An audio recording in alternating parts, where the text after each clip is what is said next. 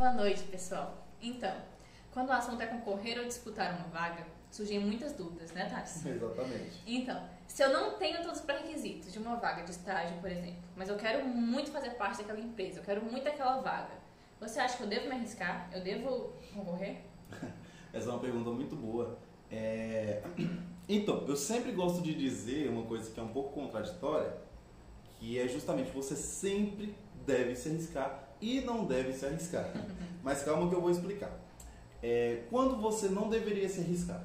Quando você analisa o perfil da empresa, o jeito que a empresa trata os clientes, o jeito que a empresa trata os funcionários, a imagem exterior da empresa perante ali a sociedade, né, o mercado de trabalho, como o mercado de trabalho vê aquela empresa ali, e se você em algum momento destoar disso, você não concordar de algum desses aspectos, você não deve se arriscar. Imagina você sendo contratado. Pense se você, naquele cargo para qual você vai ser contratado, se você se imagina daqui a um ano naquela empresa, exercendo a mesma função, com o mesmo salário, às vezes até fazendo hora extra não remunerada. Se a resposta for sim, eu quero, eu gosto e estou atendendo todos os pré-requisitos de me dar bem com a empresa, aí sim você deve concorrer.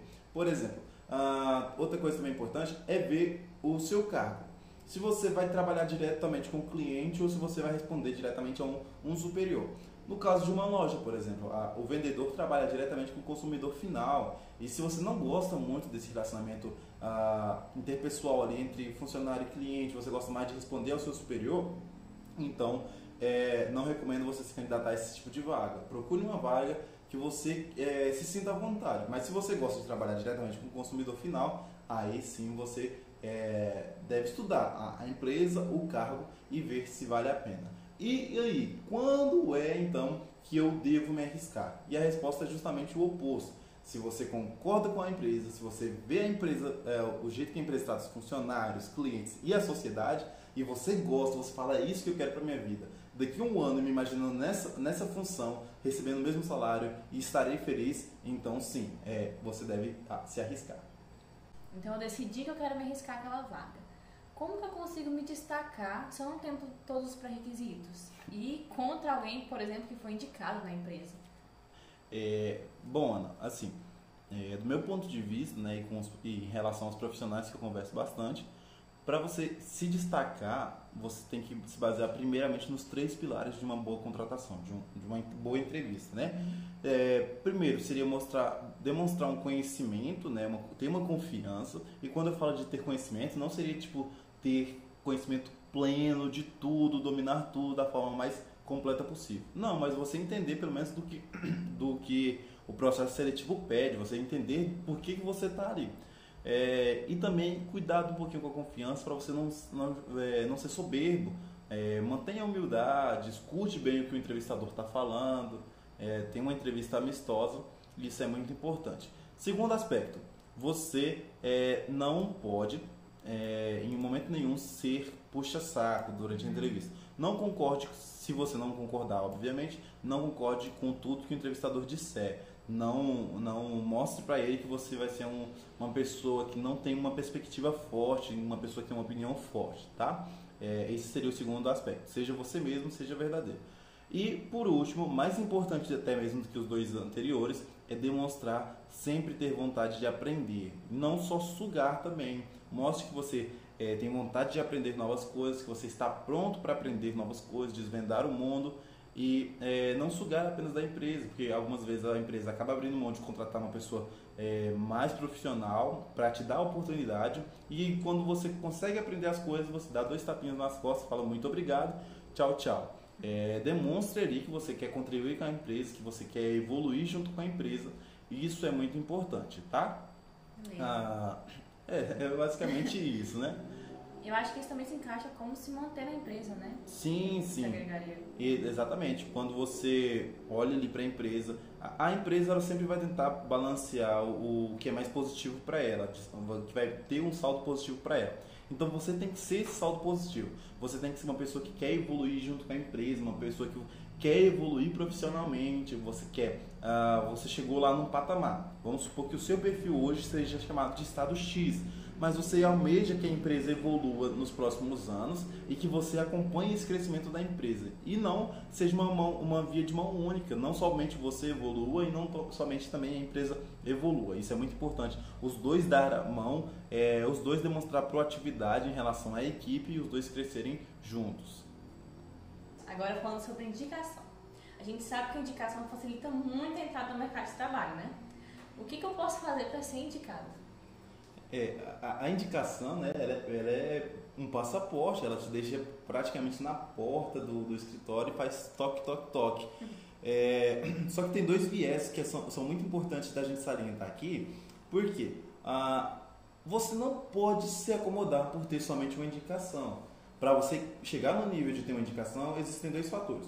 Ou você é muito próximo de uma pessoa e ela está te indicando por indicar, ou você está se destacando por alguma coisa que você fez que agradou tal pessoa e por isso ela está te indicando, certo? Então o importante é você nunca se acomodar, independente de qual dessas duas razões alguém está te indicando. Então procure sempre continuar em um aprendizado constante, porque até mesmo você ter um bom relacionamento no mercado de trabalho, um bom relacionamento com seus colegas na faculdade, com seus professores, e isso não garante de maneira alguma uma indicação. Por exemplo, vamos criar um personagem fictício chamado Pedro. Pedro é muito bom com os amigos, é muito animado, muito alegre, porém Pedro não tem um domínio técnico para nenhum cargo da área da construção civil, não domina nenhum software, nem nada. E aí surge uma vaga de emprego, de estágio, e o técnico lá, a pessoa que está possivelmente contratando, quer uma indicação de alguém. Muito provável Pedro não ser indicado, porque Pedro, apesar de ser uma ótima pessoa, ter um ótimo carisma, ela não domina as técnicas, certo? Então você ter um bom relacionamento não te indica, não te garante uma indicação certeira, certo? Então o que você pode fazer para ser indicado? Você pode e deve fazer o momento de especialização. Tira um dia para você ler livros, para você visualizar videoaulas, para você aprender novas ferramentas. E isso sim, você utilizando esse seu conhecimento na sociedade, na comunidade, na faculdade, isso sim vai te garantir uma possível indicação. Então, você entrou aí num ponto de se aperfeiçoar. Eu tenho uma pergunta para te fazer. O que você indicaria? Eu conhecer, então na nossa área, né, de arquitetura, o que você indicaria? Eu conhecer um pouco de vários softwares ou conhecer muito de poucos softwares, ou apenas um software? Essa pergunta aí ela é um pouco engraçada, porque eu acho que você tem que ser um pouco multiuso, tipo um bombril, sabe? Mil e uma funções. Por quê? Eu acho que você tem que mesclar essas duas categorias, saber um pouco de tudo e se especializar em um que você se torne referência realmente, um que a pessoa pensa assim, não, eu quero alguém que saiba mexer no SketchUp profundamente, então você seja a primeira pessoa que ela lembre ali, e que você saiba um pouco de cada programa para você ampliar seus horizontes. Por quê? Vamos supor que você é a pessoa especialista em SketchUp, mas por algum motivo tem uma modelagem que você necessita ou alguma coisa que você quer criar que o SketchUp ou ele não permite ou é muito dificultoso fazer isso. Por exemplo, uma massa conceitual. Eu quero uma massa conceitual, uma forma bem orgânica e eu quero já um detalhamento, uma facilidade no detalhamento. Então você sabe que existe o Revit ali que vai te possibilitar isso. Eu quero alguma coisa que seja mais orgânica ainda, que permita parâmetros. Sabe que existe o Grasshopper, sabe que existe o Dynamo, que pode possibilitar isso. Eu quero uma modelagem super orgânica, sem ter que baixar plugins, sem ter que investir em nada. Então você sabe que ali, por exemplo, existe o 3ds Max, né? Que você consegue fazer essa modelagem orgânica de forma nativa. Então eu acho que é isso, você se especializar em um programa, mas saber quais os outros programas, o que os outros programas te permitem fazer, sabe? E é mais ou menos isso que a gente pensou quando a gente desenvolveu a nossa metodologia do Renan 3D, que é de ensinar a linguagem dos programas, você saber o que os programas são capazes para te permitir ser independente de forma criativa e saber executar muito bem tudo que você quiser. Muito obrigada. E é isso, galera.